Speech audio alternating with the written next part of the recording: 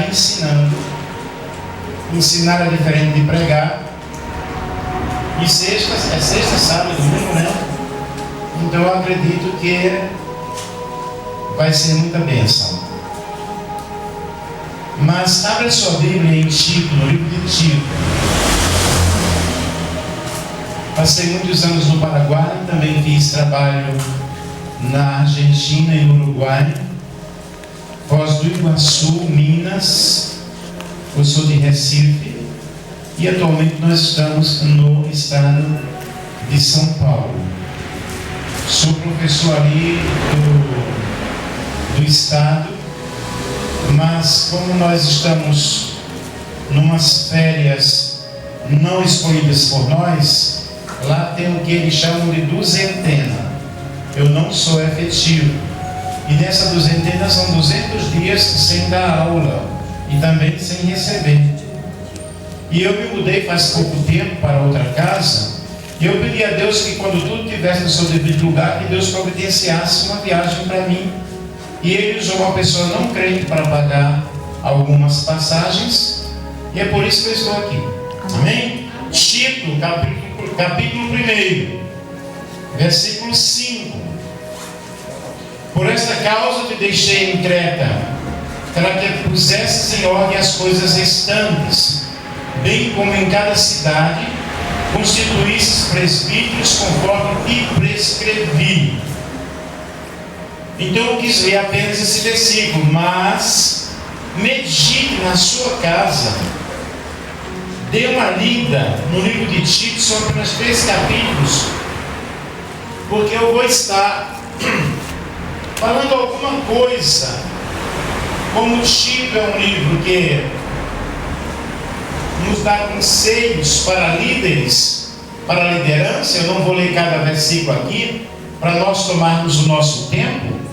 Eu vou estar falando algumas coisas que estão inseridas dentro desse contexto. Paulo, ele dá uma saudação para Tito, do seu delegado apostólico, e junto às igrejas de Creta, afetuosamente, com muito carinho, ele começa no versículo 1, Paulo, servo de Jesus e apóstolo de Jesus Cristo, para promover a fé que é dos eleitos de Deus. Você que está aqui nessa noite, você é eleito de Deus. Existem 2 tipos de chamadas. Os pastores que estão aqui sabem disso. Os líderes que estão aqui sabem disso. Há um chamado geral que é o chamado para a salvação. Todos são chamados para serem salvos, ainda que nem todos serão salvos, porque os salvos serão aqueles que acreditarem, aqueles que aceitarem o sacrifício de Jesus como Salvador pessoal. E dentro desse chamado geral, existem chamados específicos. As pessoas, elas são chamadas para trabalharem na obra, para serem cooperadoras na obra. Elas são chamadas para fazerem missões. E essas missões, elas devem começar no local. Porque existem pessoas que querem ser missionários, mas já querem ser missionários no estrangeiro. Ora, se você não faz nada aqui, como vai fazer lá fora? Isso é complicado. E pastor é um chamado, muito embora que muitos são pastores porque ou compraram o diploma ou fizeram algum curso teológico. Mas eu friso bem esse chamado de Deus, porque quando você é chamado pelo Senhor, quando Deus te chama, igual o apóstolo Paulo, ele foi chamado, você vai passar luta, vai passar dificuldades, vai enfrentar adversidades. Porque quem quiser problema, irmão, quem quiser sofrer, trabalhe na obra de Deus. Porque o trabalho na obra de Deus é muito sofrimento. Eu não vim aqui falar dos meus sofrimentos. Eu vim aqui para falar das minhas vitórias. Porque todos nós temos tantos problemas, temos tantos sofrimentos. E pagamos um preço tão alto por trabalharmos na obra do Senhor, que às vezes nós queremos olhar para trás. Olha para o irmão, aperta a mão dele e diga: você colocou a mão no arado, não retira. nós pagamos. Tá? E eu passei hoje o dia inteiro lendo, o dia inteiro não, parte da tarde, na internet. Eu até falei para o pastor Gilberto, tem alguém aqui que pode imprimir alguma coisa para nós? Eu ia salvar no pendrive. Mas li para lá, li para cá e nada. Agora à noite eu peguei esse papelzinho aqui, ó, lá na hora do café, né, irmãos? Eu digo assim, eu vou falar alguma coisa sobre características do livro. Jesus, o que é que eu vou falar? Eu comecei a escrever. Mas veja que tem só alguns tópicos. Ainda que, graças a Deus, por misericórdia, a gente é professor de teologia e professor na área secular. Eu tenho pós-graduação, mas eu não confio naquele povo que eu sei. Eu fico com medo para não ferir ninguém. E o apóstolo Paulo aqui, nessa carta a Tito, ele dá muitas características sobre um líder. E o líder que eu quero falar aqui, eu não quero falar aqui sobre o líder de indústria. E são outras características. Eu quero falar aqui sobre líder na casa de Deus. E para ser líder na casa de Deus, não necessita ser especificamente um pastor. O dirigente de louvor é um líder, aqui chama levita, né? O levita é um líder. O professor da escola dominical é um líder. E por aí vai. O presidente dos diáconos, ou das diaconisas, são líderes. E nós precisamos aprender com Jesus, com a palavra de Deus. Então eu vou procurar ser bem calmo, não durmo, tá? Eu sou puramente pentecostal.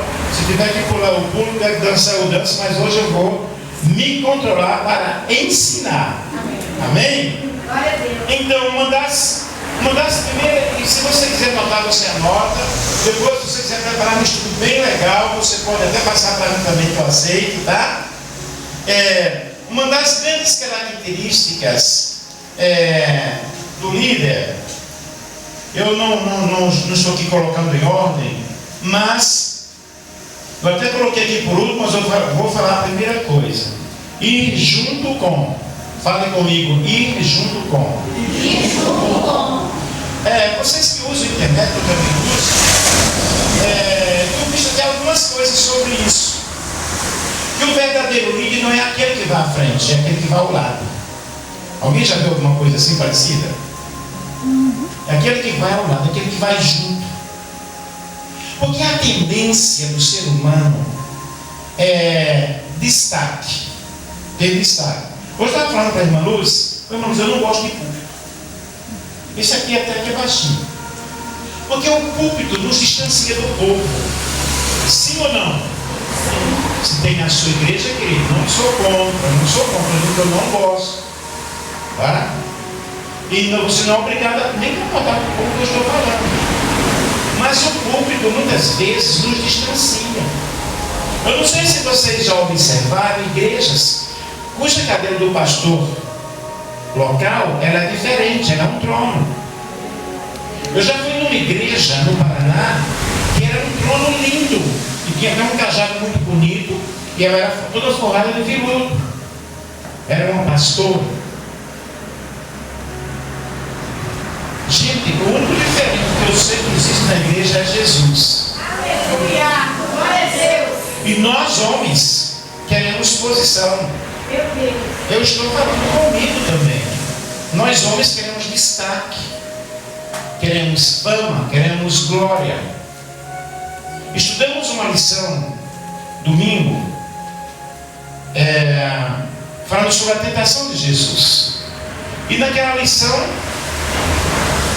fala em um determinado momento que o inimigo chama Jesus e diz: dar-te-ei todos os reinos deste mundo se prostrado me adorares, porque eles me foram dados.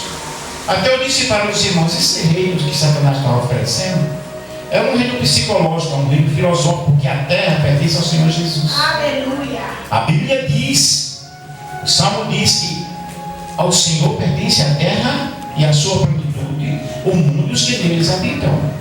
Por esse sistema, sim, foi entregue a Satanás. Convém a nós herdá-lo, tomá-lo. E o Senhor nos chamou para povoarmos o céu, para enchermos a igreja. Ovelha gera ovelha. E se todo pastor compreendesse isso, ele nunca deixaria de ser ovelha. Então veja bem, o verdadeiro líder vai junto com. É claro que você vai observar, lá em Atos dos Apóstolos, quando fala sobre os diáconos. Que os diáconos foram escolhidos para determinada função. E diz, enquanto nós perseveraremos no ministério da oração e da palavra. Mas é necessário sim que o líder, que o dirigente da igreja, ele compreenda também que ele junto com o povo é bem melhor. Isso na minha visão, na minha concepção, do que ele ficar aqui em cima do púlpito, de paletó e gravata. Eu falei para ele, eu não trouxe paletó nem trouxe gravata, porque eu não vinha para vir para cá. Ainda bem que aqui pode pregar sem paletó e sem gravata. Tem igrejas que não pode. Tudo bem, devemos respeitar também essas igrejas, né? Eu diria essas casas de oração, porque igrejas somos nós. Então você veja bem, um verdadeiro líder, ele é aquele que vai junto com uma pessoa. Eu não entendo nada de construção, mas se for necessário carregar um caminhão de terra, eu vou carregar. Fazer alguma coisa eu vou fazer. Se bem que eu não tenho esse costume, mas eu me esforço e faço. Porque tem líderes, queridos, que eles querem ser tratados realmente como o senhor, o pastor, fulano de tal. Ele quer destaque. Ele é estrela e ele quer destaque. Eu estou falando aqui nesta noite para líderes que sabem também falar isso. Mas, queridos, que apareça na nossa vida somente o Senhor. Amém. E que você ame a tua ovelha como se fosse tua, porque não é tua. Tá? Como se fosse tua. Elas não são propriedades nossas. Não são propriedades nossas. Elas foram dadas para que nós procurássemos ajudá-las a servir ao Senhor. Mas todos nós somos iguais. Então, ir junto com. Quando eu vou junto com alguém, eu vou entendendo o caminho que essa pessoa está cruzando. Eu vou ajudar essa pessoa. Quantos pastores tem aqui? Pastores. Ó, pastores, eu conheço. Pastores e pastoras, eu conheço pastores que eles não recebem visita na casa deles. Não sei se vocês conhecem pessoas assim. Eu não quero isso para mim. É tão bom estar junto com o povo. Glória a Deus. Eu dirigi igreja em Jardim Eldorado. Manu lembra disso. A nossa casa era cheia de tudo. E eu morava ao lado da igreja. Não podia fazer um bolo na igreja, que o povo sentia o cheiro, já ia comer o bolo. Verdade. Às vezes fazia 4, 5 bolos, só era naquela hora. Mas os irmãos iam comer o bolo, mas também levava ovo, levava farinha, levava, entendeu? Também ajudava e comíamos juntos. Eu nunca reclamei, minha esposa nunca reclamou. É claro que nós temos que ter as nossas privacidades. As pessoas têm que entender isso, que muitos também não compreendem. Mas quando o líder, ele vai junto com a obra, ela tende a crescer. Aleluia. Aleluia. Aperta a mão do irmão e diga: vá junto com a tua ovelha. Quando você ama essa ovelha ela vai te abençoar. Ela vai preocupar-se contigo. Não liga para a ovelha, eu dizer tua, né? Mas não liga para a ovelha só quando você notar a ausência do dízimo dela. Uma vez uma irmã foi na minha casa, faz tempo, chorando, disse: pastor, faz 5 meses que eu estou enferma. E o meu pastor ligou para mim porque viu lá na internet que meu nome não está na lista dos dizimistas. para aquela irmã. Olha para Jesus, irmão. Dê alguns conselhos para aquela irmã. Nossa, como isso é difícil. Será que você só ama essa ovelha quando você vê que ela é dizimista, que ela oferta? Ama a todos, querido, sem distinção. Uma hora ela vai dizimar, uma hora Deus vai abrir as portas, outra hora ela vai tomar iniciativa e vai ajudar. Então, vá junto com a sua ovelha. A carta de Tito, leia, estude, medite, nos aconselha bem essas coisas. Quantos dizem amém por isso? Amém. Hospitaleiro. Falem hospitaleiro. Falem hospitalidade. O que é hospitalidade? O que seria hospitalidade?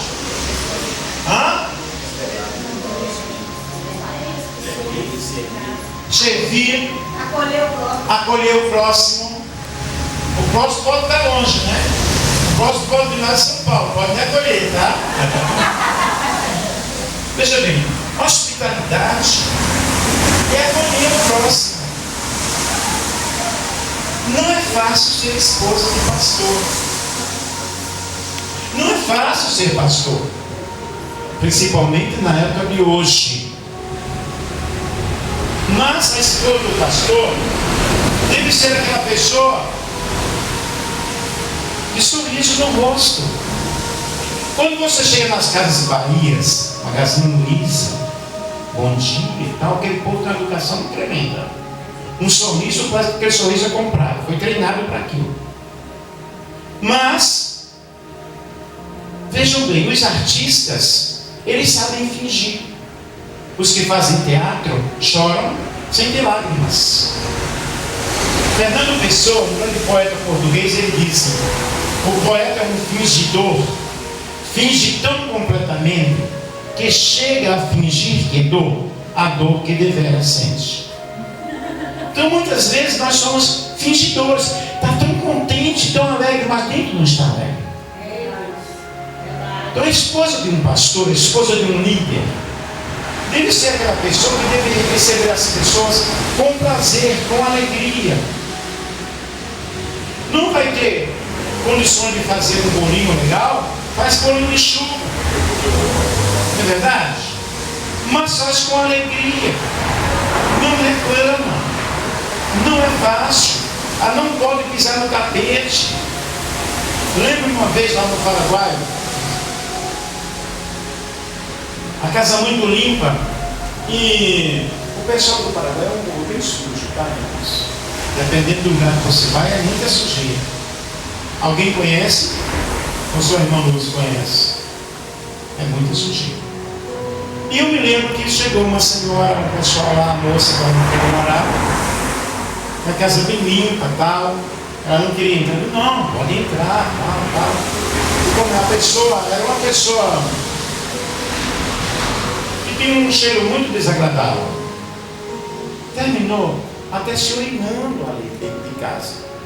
Para sair daquele cheiro demorou muito, passou dias. Porque por mais que nós achamos que a pessoa tem uma intimidade, e ela era complicada. Mas a gente não reclamamos. Quando a pessoa saiu, limpamos com alegria, falando, não, tranquilo, e tal. Eu sei que isso não é fácil de estudar diante da noite. Ou às vezes o pastor, ele passou a noite orando por alguém, com algum problema, com alguma situação, chega alguém no telefone, né? Tem pastores que desligam o telefone para não atender telefone. Eu não sei para que tem. Porque não quer ser incomodado. Tem pastores que escolhem um dia para descanso. Ok, tranquilo, precisa descansar. Mas não tal dia, eu estou passeando, eu estou indo num restaurante, eu estou saindo. Então a igreja já sabe, então deixa o seu pastor também, deixa estar. Mas às vezes de repente é uma emergência. Então a hospitalidade. Se vocês forem ver pela palavra de Deus, uma das características do líder é ser hospitaleiro. E essa esposa do pastor também vai ser hospitaleira. Também vai hospedar com alegria. Não com a falsidade dos que vendem, porque eles só riem porque quer que a gente compre. mas de coração. Porque o que você semear, você vai colher. Quantos dizem glória a Deus por isso? O que você semear, você vai colher. Seja amável, educado. Uma outra característica do líder, queridos, é a comunhão. Falem comunhão. Isso vocês vão observar grandemente na igreja primitiva. Os cristãos, eu não estou citando versículos, tá? Eu estou dando a referência para você ler. Mas você sabe que a igreja primitiva era uma igreja onde os crentes viviam em comunhão. Era um comunismo. Era uma irmandade. Era uma só fé e singeleza de coração. E eles repartiam o pão de casa em casa. E na igreja primitiva, você que é teólogo, você que fez teologia, você vai lembrar que a igreja primitiva ela era composta por pessoas de alto poder aquisitivo, mas também de pessoas pobres, escravos e livres. Mas a Bíblia diz que não faltava nada para ninguém, porque todos se ajudavam. Olha para o irmão, dá um sorrisinho para ele e pergunta assim: será que hoje é assim?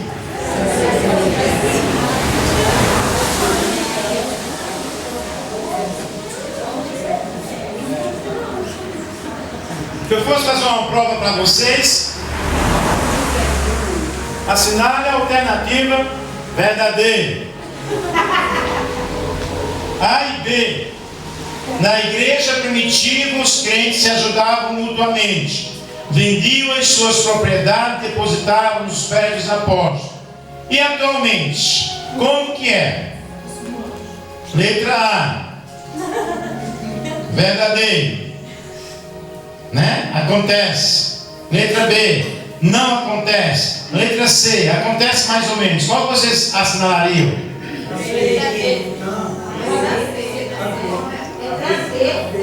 Né? Mais ou menos. Veja bem. Muitas vezes a irmã tem 10 sapatos.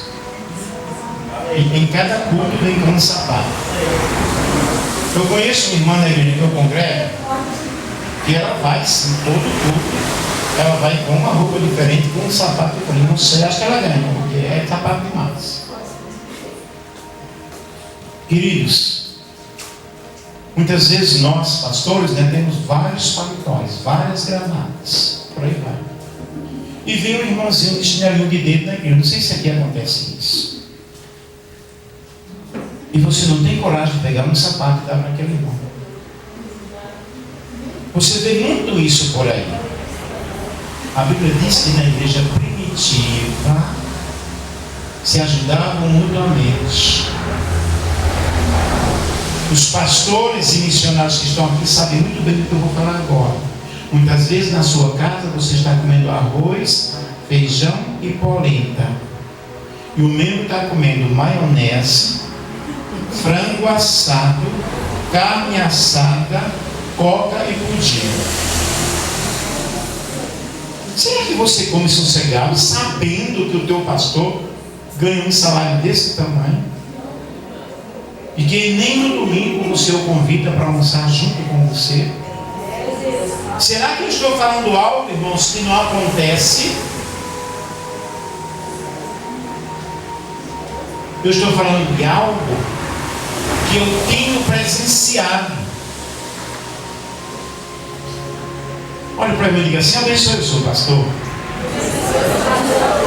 é verdade? Abençoe o seu pastor.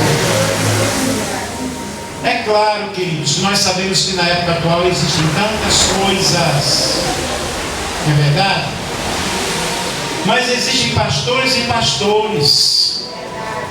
Mas abençoa o teu pastor, o teu missionário, aquele que ora por você, aquele que não mede distância.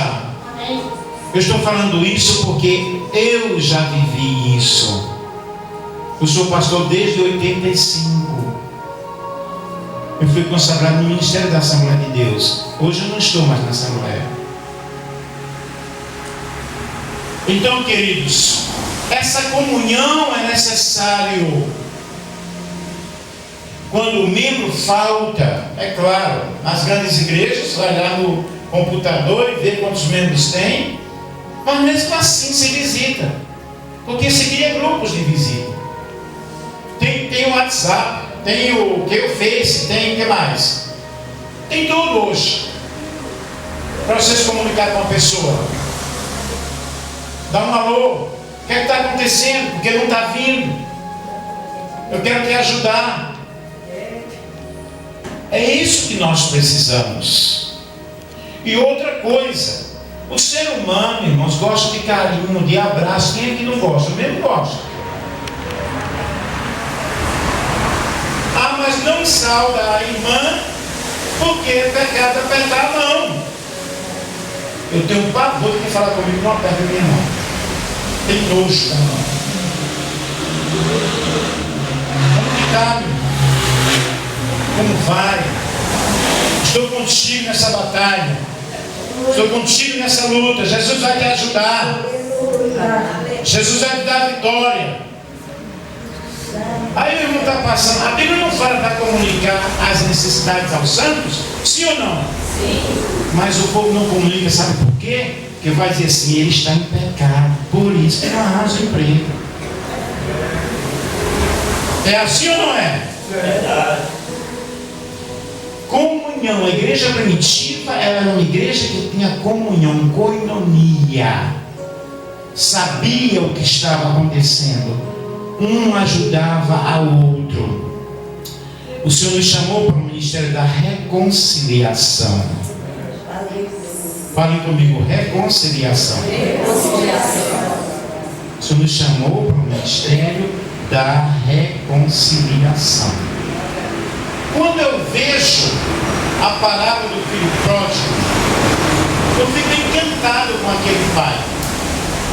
Que o filho havia gastado tudo. E quando chega aquele filho, o pai recebe ele com alegria.